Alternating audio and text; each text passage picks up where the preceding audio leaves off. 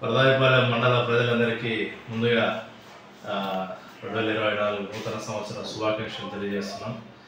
అదేవిధంగా ఈ నూతన సంవత్సరం సందర్భంగా కొన్ని హెచ్చరికలు పోలీస్ డిపార్ట్మెంట్ నుంచి జారీ చేస్తున్నాము. ఏమంటే ముఖ్యంగా యువతకు చెప్పేది ఏమంటే న్యూ ఇయర్ అంటేనే అదేదో కొత్తగా వస్తున్నట్టుగా ఇంకా మళ్ళీ ఎప్పుడు రాదన్నట్టుగా ప్రవర్తించడం, బైక్లు వేసుకొని మద్యం సేవించి రోడ్లపైన ర్యాష్ డ్రైవింగ్ చేసి ఇది చేయడం, అదేవిధంగా చెడు అలవాట్లు జూదము ఇవి చేసుకోవడం, రోడ్లపైనకి వచ్చి కటింగ్లు కేక్ కటింగ్లు చేయడము, అదేవిధంగా అసభ్యంగా ప్రవర్తించడము, అదేవిధంగా ఈ డీజేలు ఈ సౌండ్స్ అన్నీ పెట్టుకోవడం పర్మిషన్ లేకుండా ఇవన్నీ డ్యాన్స్ ప్రోగ్రామ్స్ కానీ ఈ ప్రోగ్రామ్స్ పెట్టుకోవడం ఇవన్నీ కూడా అనుమతించవు. అటువంటి ఏదన్నా ప్రోగ్రామ్స్ పెట్టుకోవాలన్నా కూడా పోలీసుల అనుమతి, ముఖ్యంగా ఎస్పీ గారి నుంచి పర్మిషన్ తప్పనిసరిగా తీసుకోవాల్సి ఉంటుంది.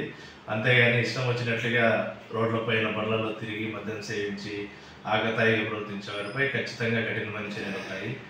అదేవిధంగా వాళ్ళ యువత తల్లిదండ్రులకు చెప్పేది ఏమంటే ఈ న్యూ ఇయర్ రోజు సాధ్యమైనంత వరకు ఇంట్లో జరుపుకునే విధంగా పిల్లల్ని ఇప్పటి నుంచే మోటివేట్ చేయాల్సింది కోరుతున్నాము.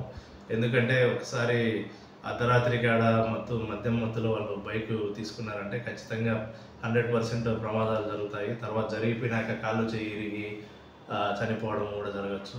ఇటు తర్వాత బాధపడే కన్నా ఇప్పుడే పిల్లల్ని హద్దుల్లో పెట్టుకోవడం మంచిది. అదేవిధంగా ఈ ఇక్కడ టౌన్కి వచ్చే వాళ్ళు పల్లెల నుంచి కావచ్చు, బయట గ్రామాల నుంచి కావచ్చు, ఈ బైకులు అన్నీ కూడా ఇక్కడ పెట్టి బస్సులు ఎక్కి కంపెనీలకి ఇట్లా పోతున్నారు. తర్వాత ఆ బైకులు అనేటివి మిస్ అవుతూ ఉండడం జరుగుతూ ఉంది. కాబట్టి ప్రతి ఒక్కరు కూడా వాళ్ళ బైకులు జాగ్రత్తగా పెట్టుకోవాలి. సాధ్యమైనంత వరకు పోలీసులు ఈ సంవత్సరం కూడా చాలా వరకు ఈ దొంగతనాలను అరికట్టడం జరిగింది. అదేవిధంగా పోయిన దొంగతనం సొత్తు కూడా 100% రికవరీ చేయడం జరిగింది. మా వంతు మేము ప్రయత్నం చేస్తున్నాం, కానీ ప్రజలు కూడా వాళ్ళ వస్తువుల పట్ల జాగ్రత్తగా ఉంటే ఈ నేరాలు దొంగతనాలు జరగడాన్ని కూడా అరికట్టవచ్చు. అదేవిధంగా ఈ నూతన సంవత్సరం సందర్భంగా ఎటువంటి కోళ్ళ పందాలు కానీ, గ్యామ్లింగ్ కానీ, ఈ మట్కాజు ఇట్లాంటివన్నీ వాటి జోలికి పోవద్దని కోరుతున్నాము. అట్లా కాకుండా ఎవరన్నా ఆ చర్యలకు పాల్పడిన అయితే ఖచ్చితంగా మాకు సమాచారం ఉంది.